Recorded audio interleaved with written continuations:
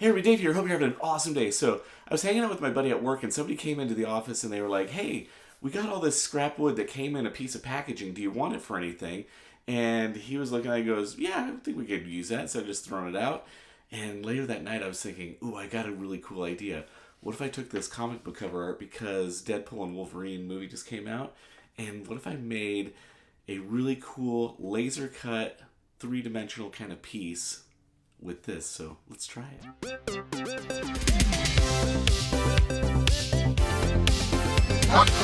Toys. All right, so this is going to be the cover that I'm going to be working off of. In order to do this, I'm going to take it into Illustrator, and I broke out all the components just thinking how it would stack and layer properly. And I did a smaller one and a larger one. The smaller one was way too small. It's got this weird texture on here, so I'm going to sand most of that out. And I took this foam core and I did this gradient spray. I'm going to use a shadow box to kind of build this out. So took the Wolverine text, did another gradient spray, took the outline, sprayed that black, so that looks great. And then on the back side, I'm just doing a really thin coat of Elmer's glue.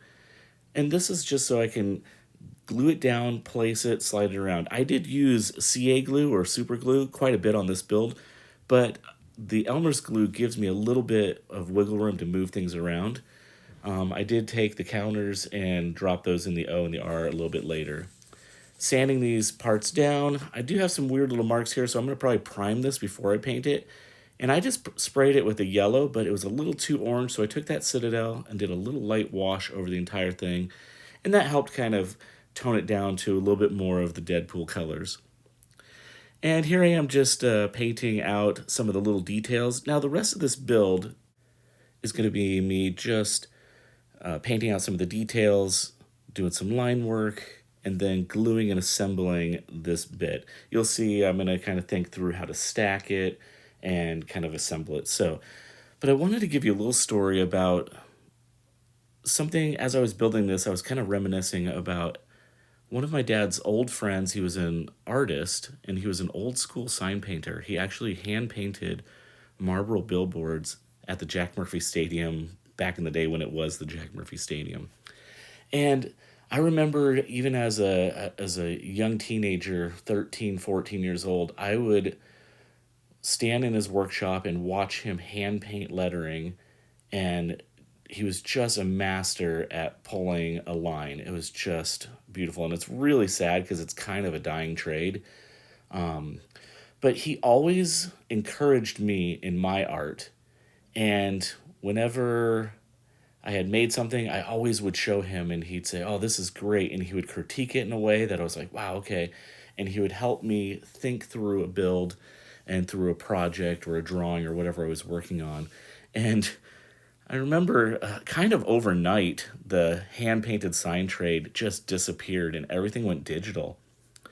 And so he eventually quit the hand painted sign and he started his own sign business doing vinyl. And so he would actually give me his scraps. He actually taught me how to use Corel Draw. Um, I would I would take the scraps and I would hand cut and design my own stickers, like multiple layers, multiple colors, just with the scraps. And I think that as a young kid, learning how to work with a blade and pull a line and kind of predict where that blade is going to go and be careful in cutting was a trade that has kind of gone with me for my entire life, and it's something that I really really enjoy as an artist. There's something magical about pulling a paint line, and it just is so smooth, and it's magical. But I remember he taught me how to use Corel Draw way back in the day, and I would make these stickers and I would run around town and sell them.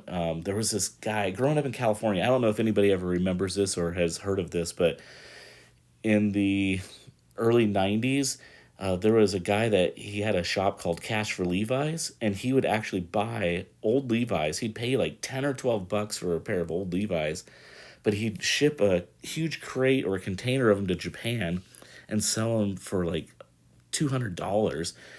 So I would make stickers for him, and he would sell them in his shop, and I would sell them to him for $2.50, and he would sell them for $5. And again, this was an artist and a man who took the time and took interest in me as a young man.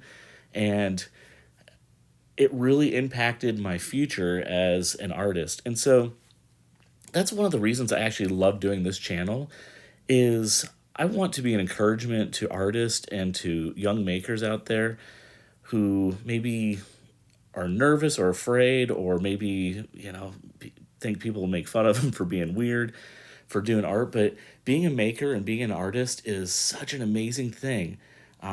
There's something so powerful about being able to create something with your own hands and step back and look at it, and then actually have other people come and admire it and appreciate the work that you did. So I hope that story was an encouragement to some of you, and I hope it helps you to want to make awesome stuff.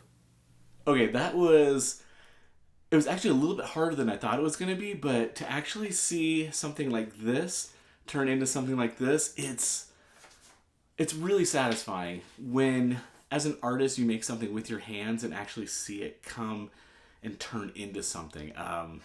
Yeah, it's really cool, and I love being an artist, and I love doing this. So let's do a couple shots of this thing, and as always, it's a great day to be a toy nerd, art nerd, whatever kind of nerd you are. Go be good at it and have an awesome day. Later.